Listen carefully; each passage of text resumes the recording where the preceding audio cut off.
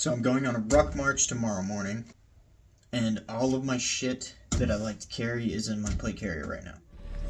I said it before and I'll say it again. Life is pretty fast.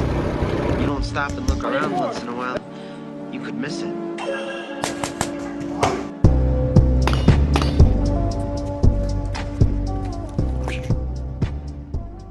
So I'm gonna have to fit this.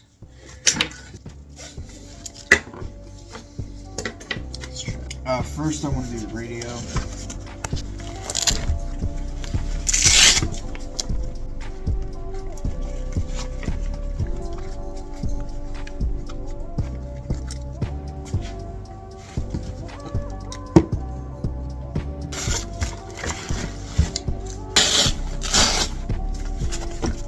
Med, kind of straight out.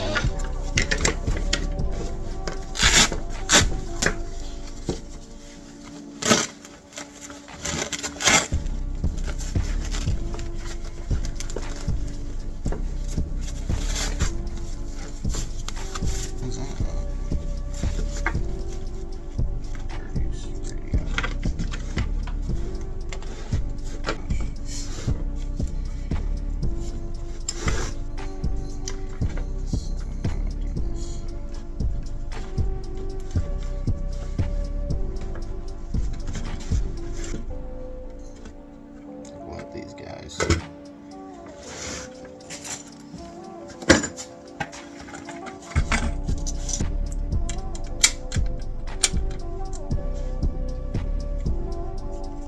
I had just enough ammo to fill up all the mags on this chest rig, so I got 140, 230s, and I already have my other mags that I'm going to keep in the gun.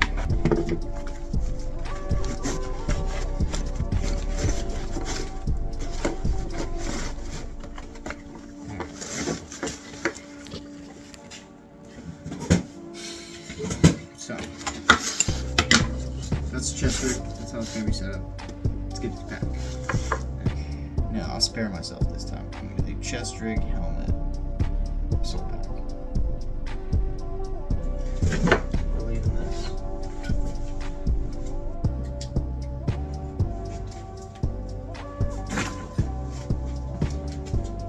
I'm going to bring these in. I'm going to tape the caps on these because there's nothing holding them on there. There's friction. And if the cap slides off and I catch it on my rifle or some shit, that'll be unpleasant.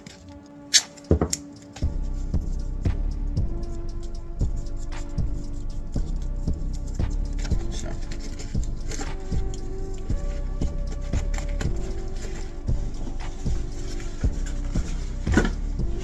I haven't worn this out in the woods yet. Carried a lot of shit in here, kind of the basic stuff that I keep in here, and it's organized and I already know where everything is. Yeah, let's do that. Let's not change up my whole pack setup the fucking night before Ruck March. Stick with what I got. Might as well. I can keep smoking a banger. This is just something I made just you want to strap something to your pack, just lay it on there.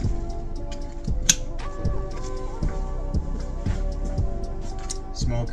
This is a longer one. This will last like a couple minutes. And thicker clouds. And a sound grenade, because it goes bang. I don't know. But they fit in these pouches. So, going in.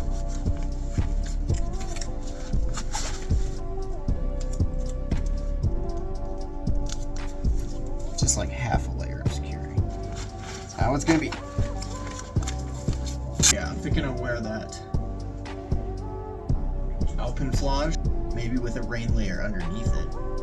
I don't know, like a wind shirt. Headlamp charged. Go.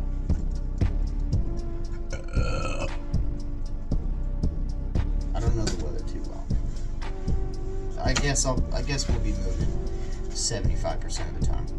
I don't know. I gotta figure this out. Okay. I'm gonna figure out what to put in the assault pack. It'll probably be some sort of layer, either a waffle top or that puff jacket, that down jacket. 5-pound kettlebell, concealed pistol.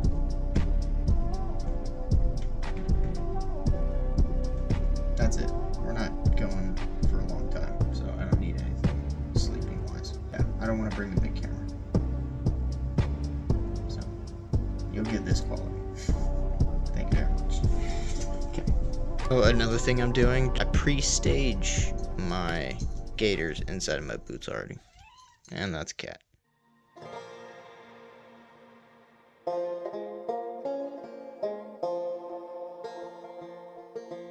So we're here and waiting for everyone else to show up. Got my red lens on because it's tactical.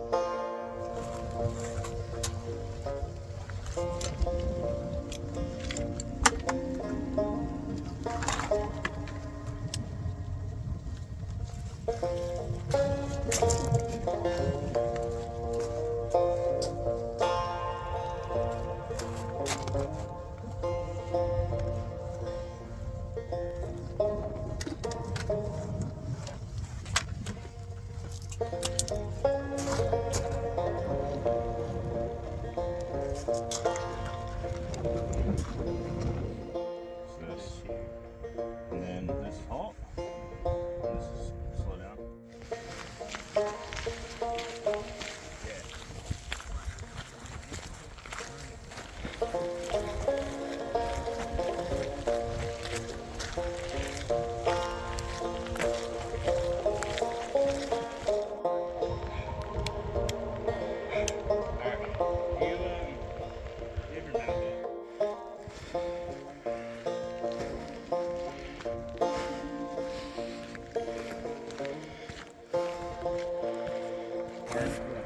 It's like you're getting the proper term, the analysis in your brain, saying like what's going on.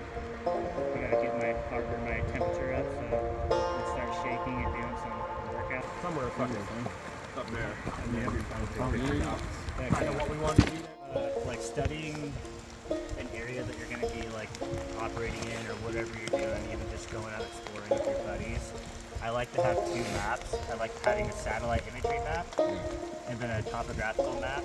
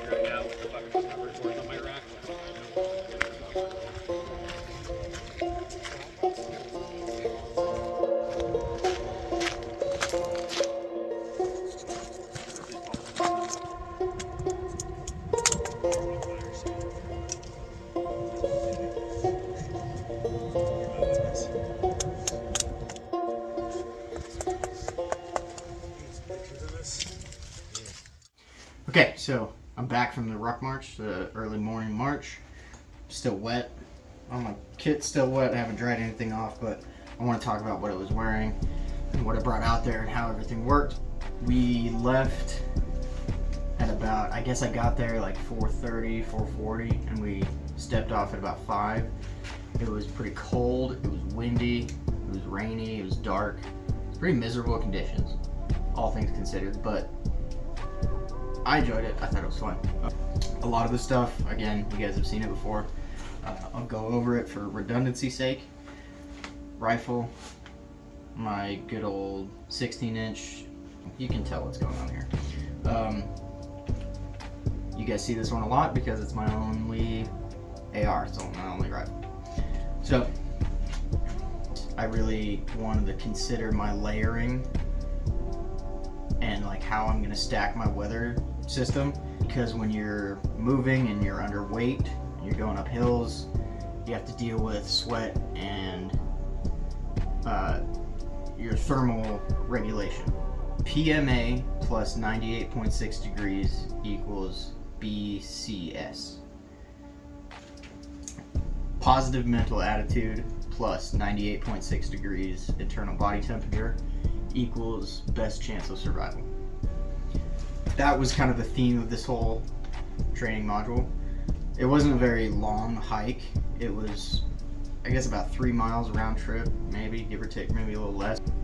It wasn't like some rigorous training plan, but we walked up to the top of the mountain and then did a little kind of a workshop of like, you know, hey, what's your thing? What are you good at? What can you share? What's your thing? What can you share? Talked about land nav a little bit, talked about medical a little bit, talked a lot about hypothermia, some of the signs of hypothermia, some of the ways to treat it.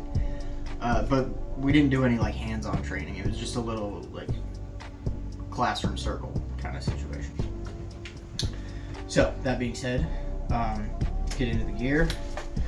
Talked about the gun, chest rig. I had the choice between running chest rig or plate carrier, and I went with the chest rig. The full load, rifle, rig, helmet, backpack was about 50 pounds even, so it's not crazy weight, but it's enough to get you huffing and puffing when you're climbing up hills. I kept 3 mags on the chest, one's a 40. These pouches all have the same shit that they've had, you know, basic survival and range equipment, chem lights, tape, compass, fire starting stuff, extra gauze. I also was thinking about running a belt. I didn't run a belt. There was a couple other guys that ran belts. The way I think of like waistline weight is like unsprung weight in a car. So all the weight beneath your suspension system, adding weight down there is going to be felt more than adding weight above your suspension system. So if you think of your legs and your hips like your suspension system, the more weight you have down there, the more you're going to feel it because you're moving that constantly, right?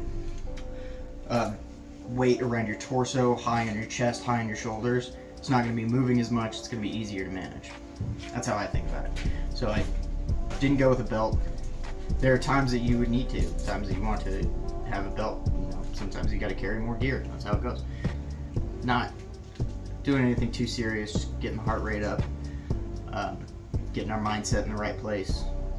That was the objective for this mission. One thing about mechanics gloves I found out is when they get wet, they get wet. Like, I hung them up by a fire for, you know, 10, 15, 20 minutes and they didn't dry at all. So mechanics gloves are not the best for cold weather, wet weather situations is what I'm finding. But sometimes you just need gloves. I threw them on when we were building the fire, and, you know, it sucks, your fingers are cold, but you need to protect your hands, especially when it's cold. It sucks, you know, manipulating knives and wood, small things with your fingers. When your fingers are cold, they don't work very well. But that being said, you still need gloves, so I have the gloves. Helmet is another place that I kind of think of as unsprung weight, because you're always moving your head, right? If you're doing your job right, you should be, you know, eyes up and scanning. So every ounce you put up here is going to be worth, you know, 5 ounces down here. So I try to really be discretionary with the amount of weight that I put on my helmet. So good old helmet, a couple patches on it, ear pro, a light. That's enough. That's all I need. Pack salt pack. I didn't bring my rucksack because I didn't want to transfer all my shit into that. Yeah, let's just go into it.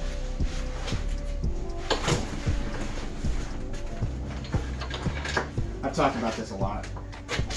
Catch a smoke, bang, water on the outside, paracord on the outside. I usually keep my headlamp in this little top pocket here. I had it around my neck just because we were moving at night and I wanted it quick access to, you know, get a light and not have to dig around for anything for it. So I kept the headlamp around my neck for most of the time. Contents of this really don't change very much.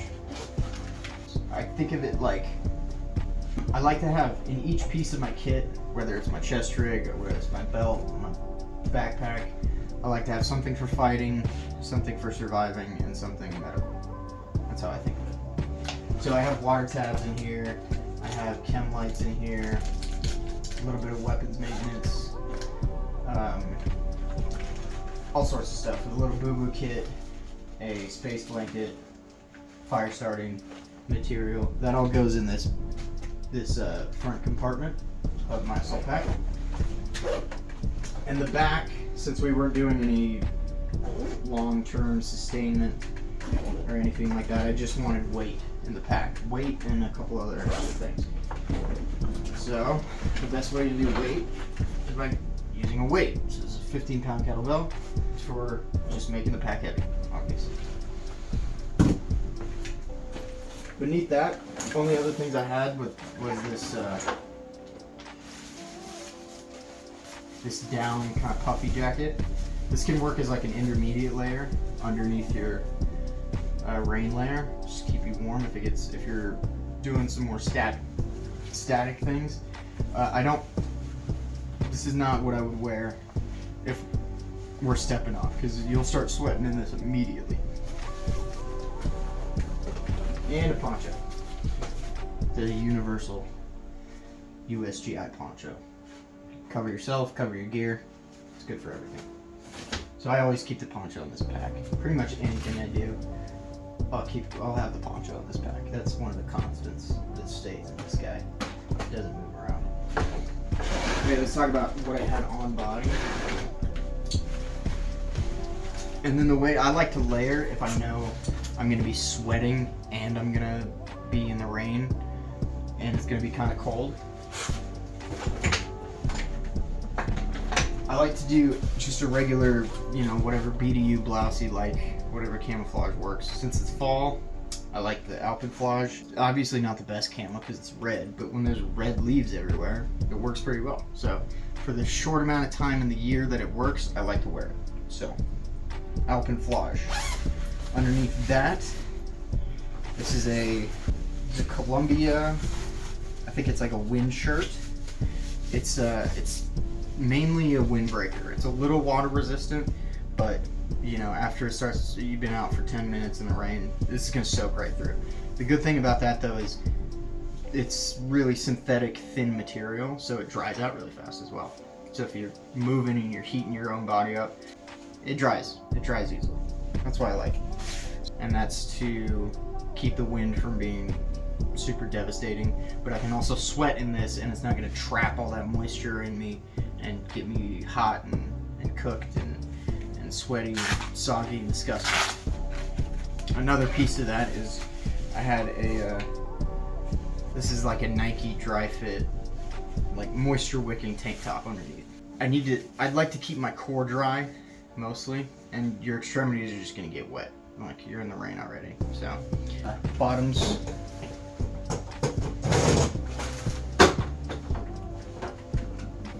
These are the I don't know exactly, replica Cries. Not really replicas because Cry doesn't make this camouflage. These are the Roman Kurtz custom Cry cut combat pants in ERDL. And then I had gaiters, some Amazon brand. I don't know exactly who makes them, but same boots I've had for a long time. Solomon Quest 4Ds. Those are the boots. They're pretty well waterproofed. I'm completely dry from here down, so that's nice. Keeps you from having to change your socks as much, I find. So that's what I was wearing. If you like this video, hit the subscribe button, leave me a comment if you got questions, and thank you guys for coming and watching my stuff. Alright.